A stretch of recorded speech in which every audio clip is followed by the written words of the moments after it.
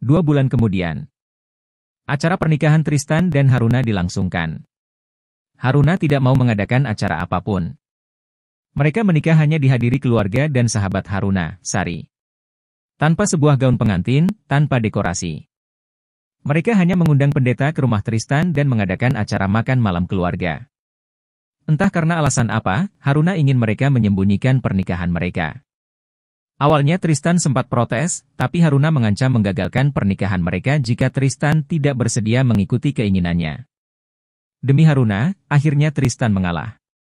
Setelah acara pengucapan sumpah, mereka makan siang bersama. Hari ini, Haruna sudah resmi menjadi istrinya. Perasaan Tristan tidak dapat dilukiskan oleh kata-kata.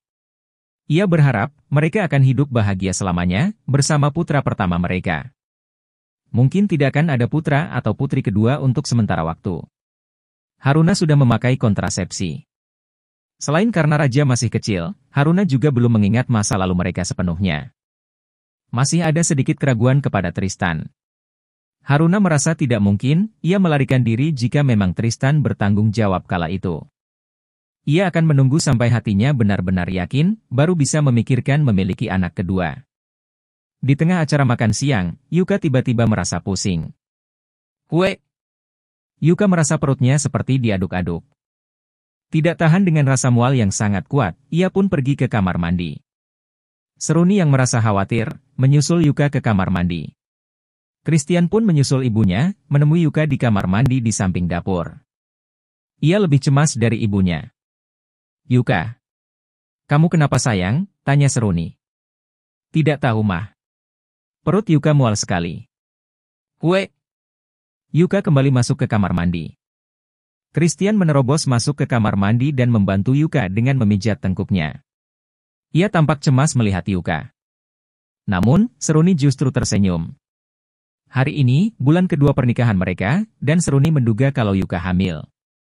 Chris, panggil Om Budi ke kamar tamu. Biar Mama yang membantu Yuka ke sana, perintah Seruni. Christian berlari memanggil Budi yang sedang menyantap makan siang dengan santai. Tanpa banyak bicara, Christian langsung menariknya ke kamar tamu. Budi ternganga dibawa lari oleh Christian. Meskipun hanya beberapa langkah, tapi fisik Budi sudah tidak muda lagi. Ada apa? Tanya mereka yang masih duduk di ruang makan. Merasa khawatir dengan keadaan Yuka, mereka pun menyusul Budi. Mereka berdiri di luar kamar yang terbuka pintunya. Kenapa dengan Yuka? Tanya Edi. Sebagai seorang dokter pribadi, kemanapun ia pergi, tas peralatan itu selalu dibawa. Dengan cekatan, Budi segera mengambil stetoskop dan memeriksa keadaan Yuka. Yuka berbaring di ranjang. Wajahnya pucat pasi dan tubuhnya terasa lemas. Budi tidak menemukan ada yang aneh dengan kesehatannya. Chris, coba kau beli test pack, perintah Budi. Test pack? Obat apa? Tanya Christian polos. Ia memang tidak seperti Tristan yang lebih mengerti hal-hal seperti itu. Kepolosan Christian membuat semua orang tertawa, termasuk sang kakek. Sudah-sudah, pokoknya kamu tanyakan saja ke petugas apotek. Mereka pasti tahu, ucap Budi. Cristia segera pergi ke apotek terdekat. Setelah tiba di apotek, ia kebingungan karena petugas apotek memberikan beberapa pilihan. Karena tidak tahu yang mana yang dimaksud oleh pamannya, Christian pun membeli semua masing-masing satu. Secepat mungkin, ia kembali ke rumah dan berlari ke kamar tamu. Paman, dari semua ini yang mana?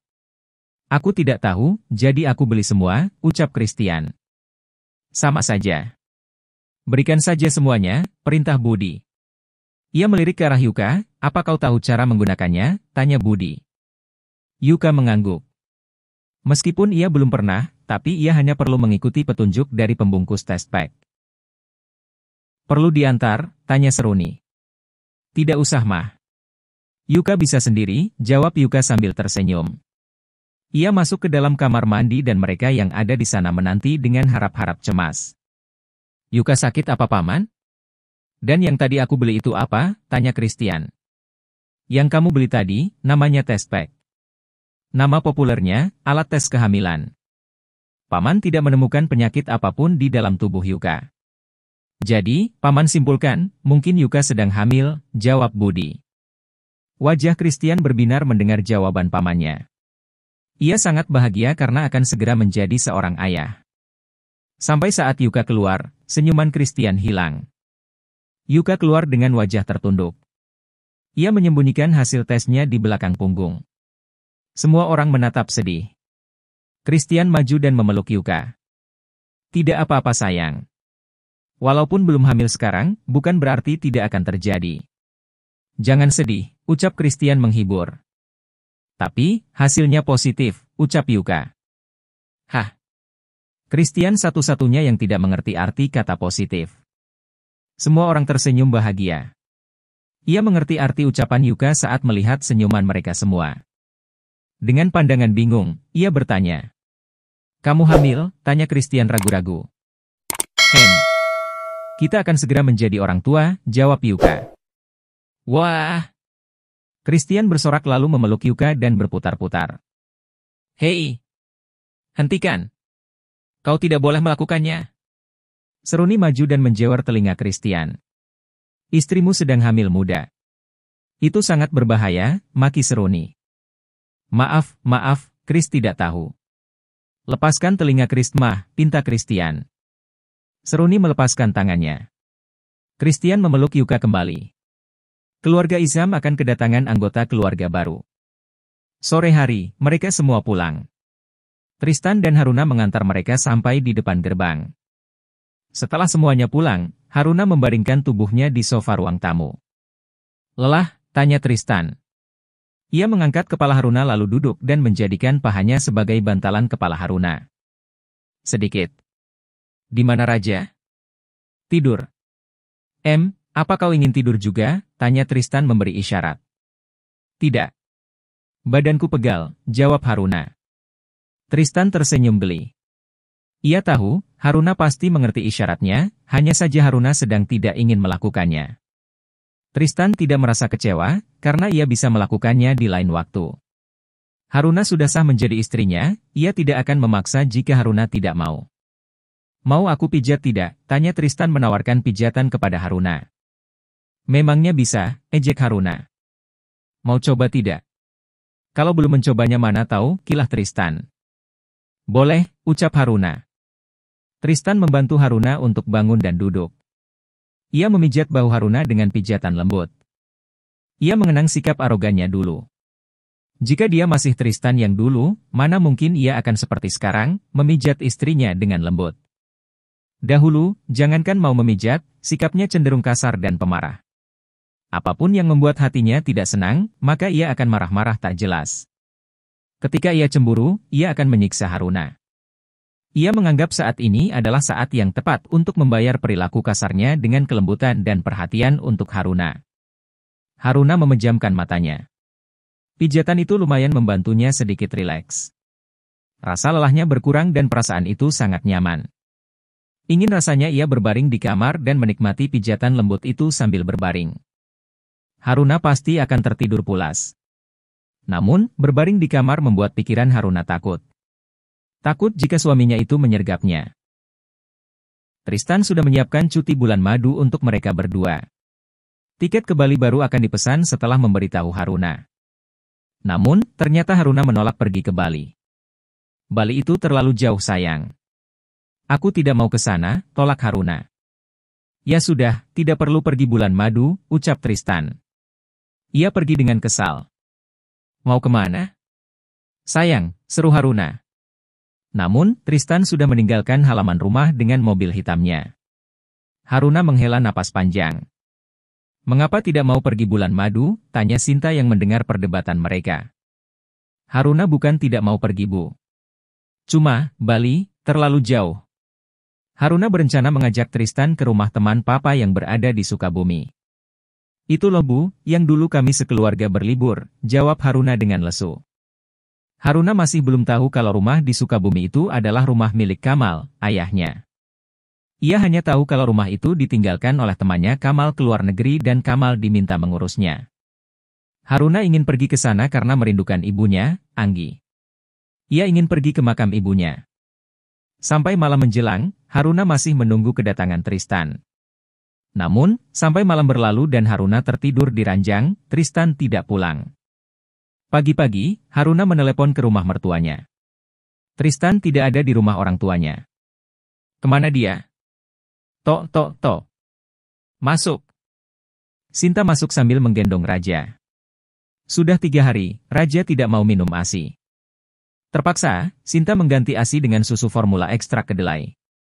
Raja tidak bisa minum susu formula biasa. Ada apa, Bu? Itu, Tristan baru saja datang dan tidur di kamar sebelah, ucap Sinta melaporkan. Terima kasih, Bu. Haruna menggendong Raja dan menemui Tristan di kamar sebelah. Kamar yang pernah ditempati Haruna dulu. Kamar itu tetap tidak berubah sedikit pun. Tristan dan Haruna menempati kamar yang biasa dipakai Tristan, sedangkan kamar itu tetap dibiarkan kosong. Ceklek. Haruna membuka pintu, ia melihat jendela terbuka dan Tristan sedang berbaring di tengah ranjang dengan menggunakan pakaian lengkap. Sepatu yang dipakai juga tidak dilepaskan terlebih dulu. Haruna menurunkan Raja di samping Tristan. Bocah berusia 8 bulan itu merangkak dan naik ke atas perut Tristan lalu memukul wajah Tristan dengan tangan kecilnya. Tristan terbangun. Ia tersenyum melihat Raja duduk di atas perutnya. Selamat pagi rajanya papa, ucap Tristan sambil memegang pinggang Raja lalu mengajaknya bercanda. Tristan tersenyum menatap putranya, tapi saat pandangannya beradu dengan Haruna, ia menatap dingin. Mau marah sampai kapan? Kita baru 2 hari menikah loh. Kamu mau kita pisah? Tanya Haruna dengan tangan bersilang di dada. Kamu mengancam? Tanya Tristan. Matanya melebar sempurna saat mendengar Haruna berkata. Siapa yang bilang sedang mengancam? Dengarkan dulu ucapanku sampai selesai. Jadi, aku tidak mau bulan madu karena kamu tidak punya perasaan padaku, sela Tristan. Hah, susah sekali bicara denganmu. Aku mau pergi bulan madu, tapi tidak ke Bali. Terlalu jauh dari Jakarta. Kalau ada apa-apa dengan Raja atau Kiara, atau mungkin keluargamu. Kita tidak bisa mendadak pulang, tandasnya sambil menurunkan tangannya dan melangkah naik ke ranjang. Ia duduk di depan Tristan. Kita pergi ke Sukabumi saja. Aku juga rindu dengan ibuku, jadi aku ingin mengunjungi makamnya. Bisa kan, bulan madunya ke sana saja? Tanya Haruna membujuk. Oh. Aku kira karena kau tidak ingin pergi denganku. Kupikir kau tidak mempunyai perasaan sedikit saja padaku, karena itu aku marah. Walaupun pernikahan kita demi Raja, tapi aku tetap berharap kalau kamu memiliki perasaan untukku sedikit. Ucap Tristan dengan tatapan yang dalam menembus kedua mata coklat Haruna. Istrinya tersenyum. Sedikit saja? Tidak ingin perasaan yang lebih? Tanya Haruna menggoda. Tentu saja, akan lebih baik kalau kau mencintaiku sedalam aku mencintaimu, jawab Tristan. Mereka pun tersenyum lalu bermain bertiga. Setiap permasalahan memang akan lebih baik saat dibicarakan dengan kepala dingin. Kemarin sore karena hati Tristan terbakar amarah, mereka tidak bisa menyelesaikan masalahnya. Semalam tidur di mana? Tanya Haruna menyelidik. Di rumah janda, kelakar Tristan. Ih, menyebalkan. Aku serius, ucap Haruna. Di kafe Jeffrey. Kemarin, dia meneleponku karena bertengkar dengan Vivi. Kebetulan kita berdebat, jadi aku pergi ke sana dan menginap, jawab Tristan sambil turun dari ranjang dan menggendong Raja. Aku akan mandi bersama Raja. Tolong siapkan baju untuk Raja, perintah Tristan. Haruna menjawab dengan gumaman singkat. Ia segera turun ke kamar tamu dan mengambil baju, bedak, serta minyak kayu putih untuk Raja. Raja tidur bersama Sinta di kamar tamu, sedangkan Kiara tinggal di sebelah kamar Sinta. Mereka menambah seorang babysitter untuk mengantarkan Kiara ke sekolah. Mereka tidak tega, membiarkan Sinta mengasuh Raja dan Kiara sendirian. Haruna kembali ke kamar atas setelah mengambil baju untuk Raja. Ia juga mengambilkan baju ganti untuk Tristan dari kamar mereka karena kamar kosong itu hanya diisi baju-baju Haruna. Haruna menaruh bajunya di atas ranjang. Haruna, panggil Tristan dari dalam kamar mandi. Ya. Ada apa sayang, jawabnya. Tolong gendong Raja, sahut Tristan kembali. Haruna masuk ke dalam kamar mandi dan terkejut. Ia segera berbalik saat melihat Tristan berdiri dengan tubuh polos. Tristan menggendong Raja yang sudah memakai handuk, saat ia akan memakai handuk kimono, ia tidak bisa karena sedang menggendong Raja. Mengapa tidak memakai handuk? Tanya Haruna sambil menutup wajahnya. Padahal ia sudah membelakangi Tristan, tapi wajahnya terasa panas saat melihat tubuh atletis sang suami. Aku mau pakai handuk, tapi tidak bisa. Karena itu aku meminta kamu gendong raja sayang. Lagi pula, kenapa harus malu sayang? Aku kan suamimu, goda Tristan sambil melangkah dan berdiri tepat di belakang Haruna.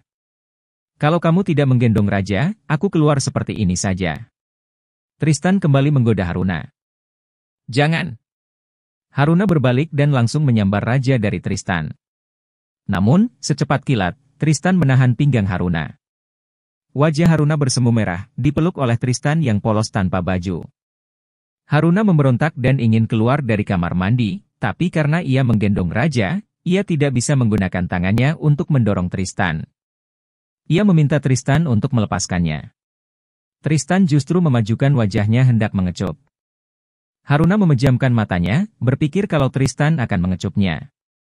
Namun, ternyata Tristan mengecup pipi raja. Cepat pakai baju sayang. Ajak mama pergi atau nanti dia berpikir macam-macam, goda Tristan. Ia tertawa melihat wajah kesal Haruna. Haruna keluar dan memakaikan baju raja setelah mengoleskan minyak kayu putih dan menaburi bedak terlebih dulu. Selesai memakaikan baju, Haruna membawa raja keluar dari kamar.